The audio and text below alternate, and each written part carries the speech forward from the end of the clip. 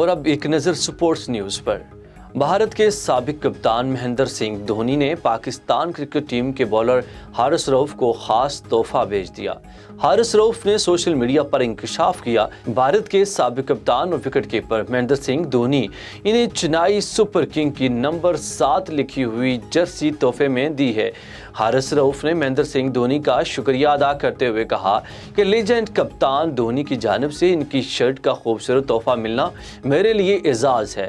سابق بھارتی کپتان اپنے اچھے اخلاق اور رویے سے اب بھی لوگوں کے دل جیت رہے ہیں۔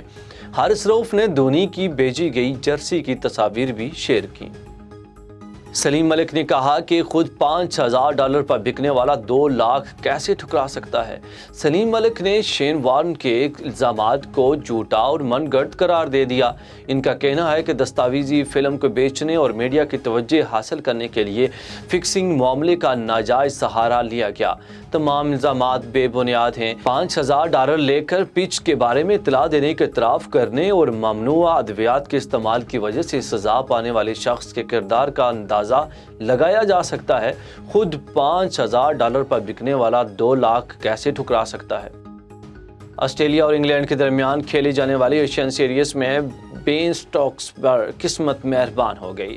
گیند وکٹ پر لگنے کے باوجود ناٹ آؤٹ رہے۔ کرکٹ بائی چانس ہے، لیکن اب سائنسی دور میں ٹیکنالوجی نے فیصلوں کو آسان بنا دیا۔ ایسا ہی ڈرامائی سین انگلینڈ اور آسٹریلیا کے درمیان کھیلے جانے والی ایشین میں سٹوکس کے ساتھ پیش آیا۔ انگلش بلے باز بین سٹوکس پر اس وقت قسمت مہربان ہو گئی جب فیلڈ امپائر نے بلے باز کو آؤٹ قرار دے دیا تو اس فیصلے کو چیلنج کر دیا گیا۔ ریویو میں دیکھا جا سکتا ہے کہ گیند وکٹ پر لگنے کے باوجود بیلز نہیں گرتی، جس پر فیلڈ امپائر کے فیصلے کو تبدیل کر کے بلے باز کو ناٹ آؤٹ قرار دیا جاتا ہے۔